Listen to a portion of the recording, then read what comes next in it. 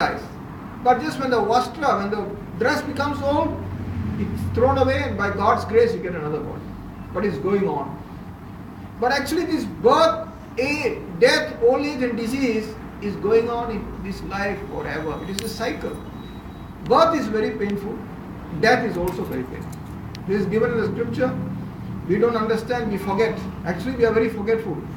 We have died and been born so many times, but always by God's grace we have forgotten that agony, that distress of being born and dying. So that's also very surprising. We forget. We have been in this life, we have come so many births, we have been transmigrating, but we still forget that one day our turn will go, we have to leave, then we'll come back. So Hindu Shastras say that this birth and death is actually ausouch, not clean. When when somebody is born in a Hindu household, for 3 days is uncleanliness. The mother is not allowed to do the puja. Death, as much as a relation with the person who died, that much impurity you have. If it's a very distant relation, your impurity is less according to Hindu scripture. But it's very close, in the same house, then the impurity, asaucha, is very too bad. It's not good. That means you're unclean. You cannot cook in the house in that day. Never. When a person dies, a close relative dies in the house, on that day, no, you're not going to cook in the house. That cooking is not, it's like stool.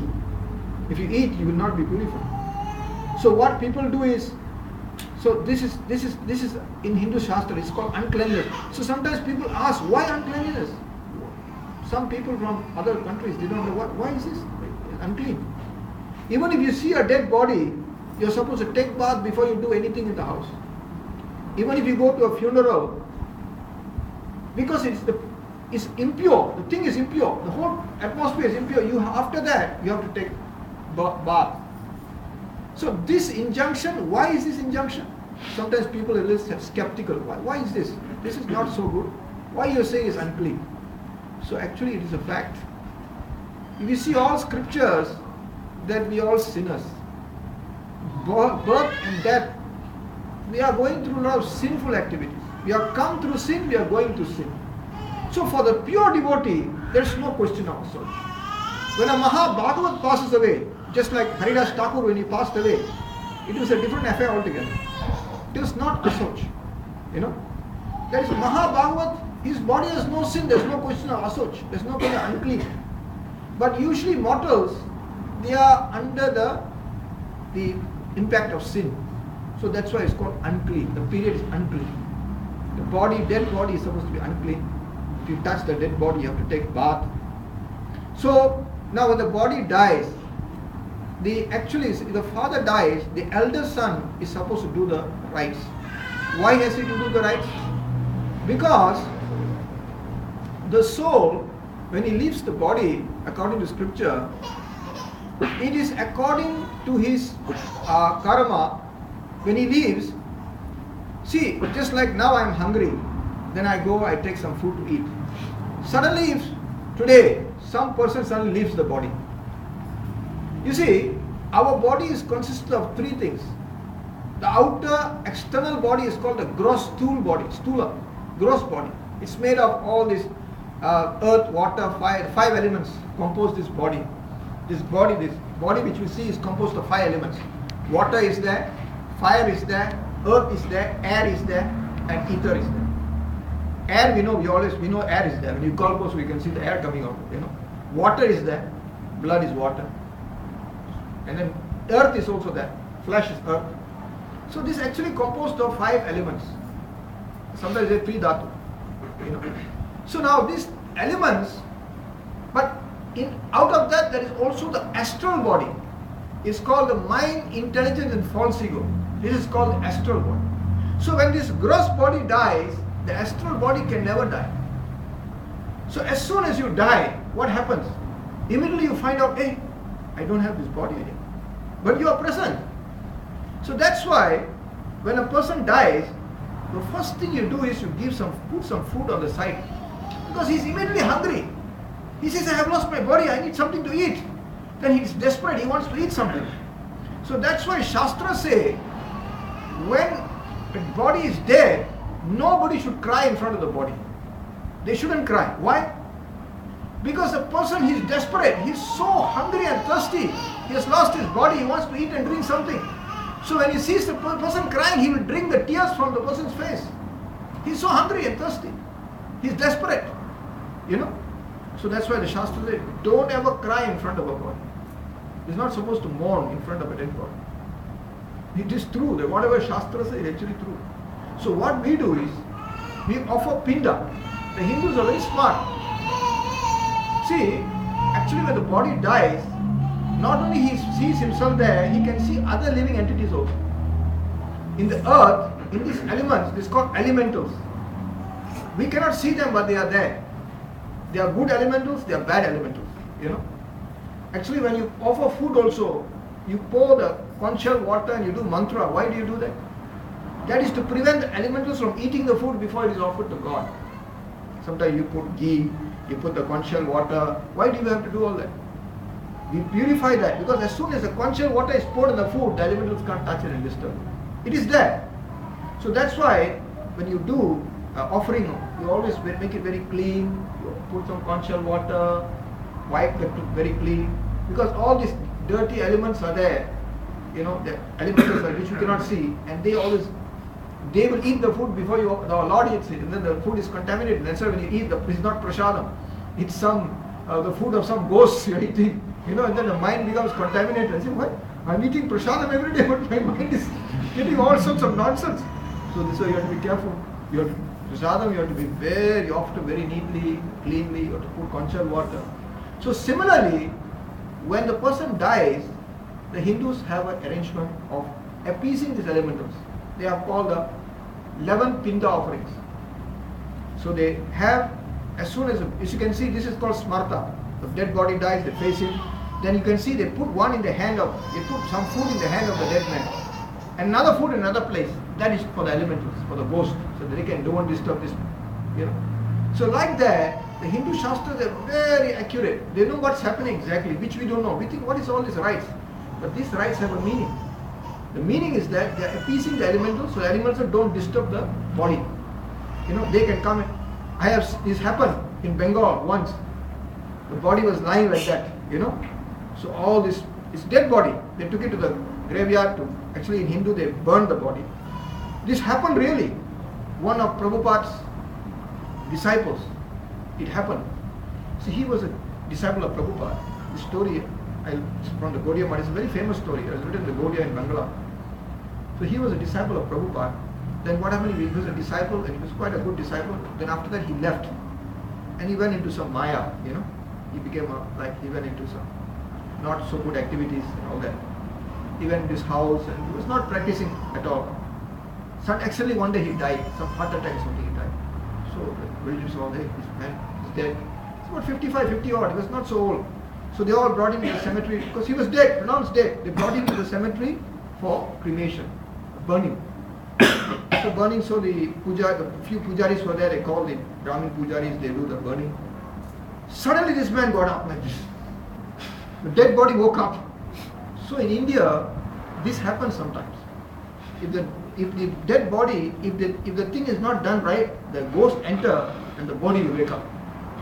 So what the Brahmins do is, they use the stick and smash the head. So the body will die, So the ghost will run away. They break his head. But the thing is, if the ghost enter the body, the fellow cannot speak. He goes like that. Very threatening. It happened a few times in India.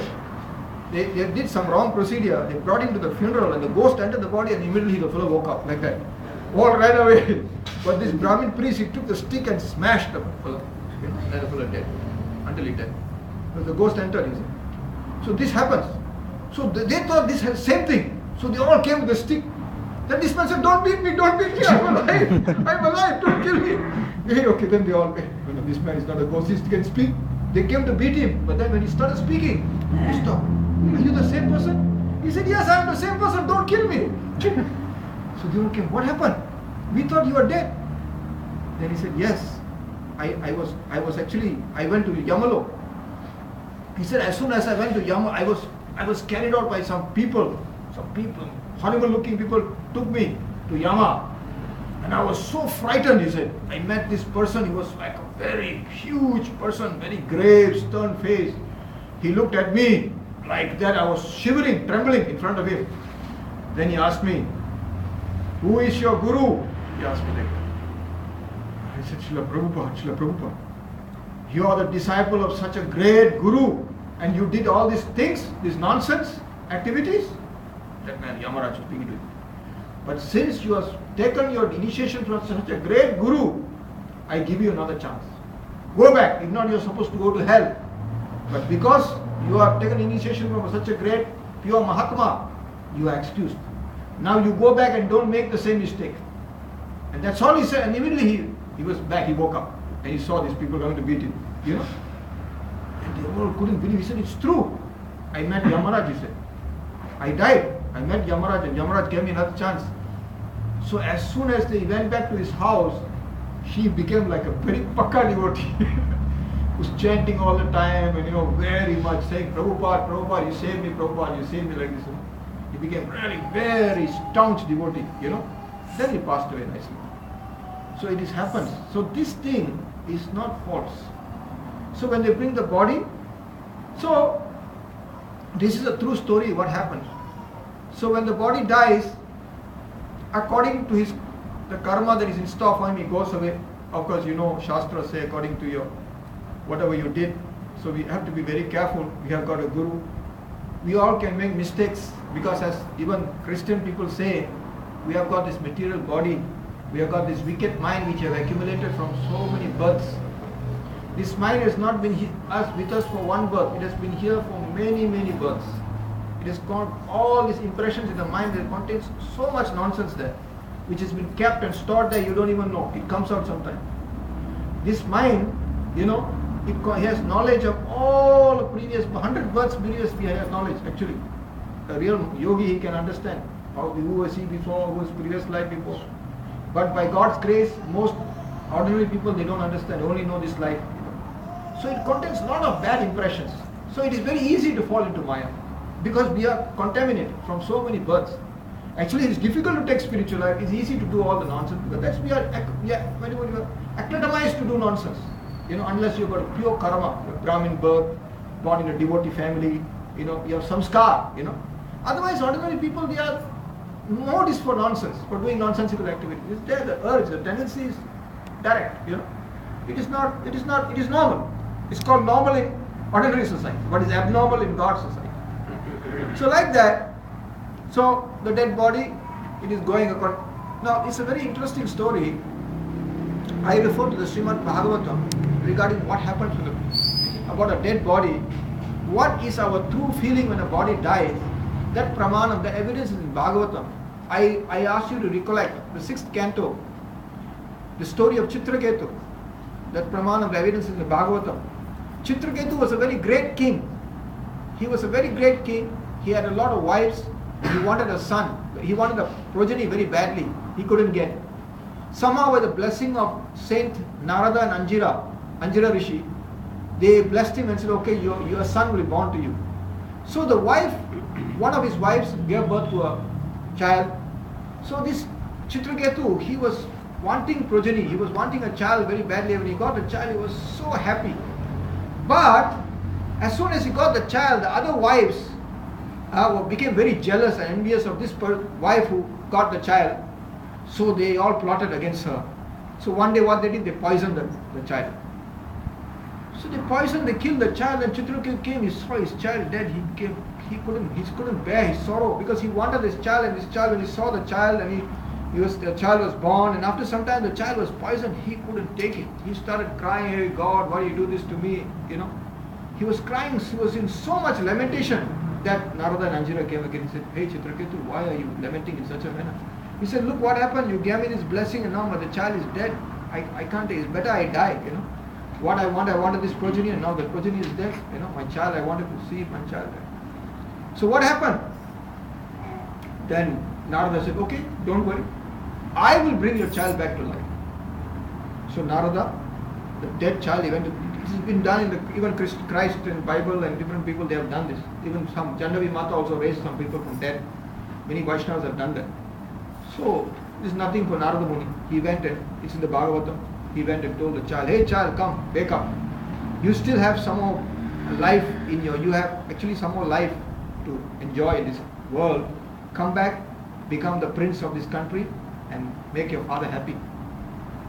So then this child, he woke up, he's like a different person. He said, why did you call me? Oh saint, why did you call me? I was going to another place, destination according to the order of the Lord. He said, your father is calling you, he's crying for you. Which father are you talking about? I have fathers from so many births. This birth is another father and mother. I am my real, I get my direction from the Lord. The Lord is sending me to a different place. Why did you call me back? But your father, I have so many fathers and mothers. The soul is transferring different births. Which father? I have so many births. I can recollect all my fathers and mothers. This is not new to me. Why don't you just allow me to go away? The soul did not want to come back because the Lord has already made another plan for him. So when Chitraketu heard this and saw this, he lost his attachment. He said, okay, let him go where he wants to go. Let him go. This is in the Bhagavatam. Very nice. This is how the soul, the child when he's wake, come from the body, he speaks. You should read that. He says, look, I am a soul. I am not dependent on your father and mother. By my karma I am in place. By my previous activities I am placed in this body as your son. But I only got a short lifespan. Now I am going away to another body. So please allow me to go and fulfill my destiny. Why do you force me to stay back here? I don't want to stay back here. He says, very interesting. The same thing is in the Chaitanya Charitamrita. The same, another story like this in Chaitanya Charitamrita. Where is this? Srivasacharya. Mahaprabhu was dancing in the Srivasacharya's house. Oh, in Srivasangan. There was a huge kirtan. Everybody was shouting, Hari Bol, Hari Bol, Hare Krishna. Everybody was rolling, crying. At that time, Srivas Pandit's wife came. Srivas, oh, our child is dead, our child is dead. She started crying. Srivas said, shut up, go away. Our child is dead, can you understand? Just go away, don't disturb the kirtan of Mahaprabhu. Srivas was such a great Pandit. He was a real, devotee. Even though his child was dead, he did not want to disturb Mahaprabhu's mood. Mahaprabhu was in ecstasy. He was chanting Hare Krishna, the tears were rolling from his eyes and he was, trembling. And then after 1 hour, when Mahaprabhu's emotion stopped, he said, Srivas. And he said, Srivas, something is wrong with you, tell me. He could understand. Srivas was like very, he could understand, because he was on the doing the kirtan. He said, Srivas, something is wrong with you, tell me, what's wrong with you? And Srivas said, oh, I don't want to bother you. No, I know something is really wrong in the house. Tell me, what is wrong? Tell me. Well, my child passed away. But he was like trying to put the thing down. Where is your child? Immediately. Then Mahaprabhu came, this dead body of the child was lying, the wife was crying, and she was really crying, rolling her crying. The dead boy was son there. When Mahaprabhu went to the dead boy, hey, wake up, wake up, wake up, wake up. Told him. Immediately the child woke up. Then Mahaprabhu said, hey, you're Srivas' son. Srivas is crying because of you. He said, Mahaprabhu, you are the Lord, Supreme Lord. You called me, I came back, but why don't you allow me to go? I have my work to do, I have got another place to go. He said, Srivas, what do you think? Mahaprabhu said, he wants to go. Srivas, when he heard this, wife and this, Srivas and his wife hearing the soul talking, soul said, my karma in this life is only short, Mahaprabhu, you are the director of my soul, destiny, you are putting me some other place, you are calling me back, I am coming. Then Srivas said, so Srivas, what do you think? Mahaprabhu asked him. Let him go, Srivas, let him go. His attachment was lost. When he heard his son speaking like this, in a philosophical manner, both husband and wife, okay, let him go. He wants to go somewhere. Because they understood this was not their child. This was a soul going to a different destination by the Lord's will. So the attachment was cut off completely, just like Chitraketu. So this is there. So Bhagavatam says, just like we all brought here today, all these souls are brought here today. How are they brought here today? Just like the river. The river, when it's a flowing river like Ganga, sometimes twigs and grass from different places accumulate to one place like that. And then another current makes it, they all flow in a different direction. So like that, this is our gathering. We all meet in one life, and the next life, don't know where we are. We are on one corner, this is one corner, we in another corner. Some is born as demigod, some is gone to the spiritual world, some becomes a animal, some goes to a plant life, So we don't know where we are going. It's all like, all by the Lord's will, everybody is scattered. We are collected together and scattered. So this is the spiritual, this is the most astonishing thing. So this is called karma, this is called reincarnation. So that's why when the body is dead, the best thing you can do is to give him a spiritual burial, and we can pray for them.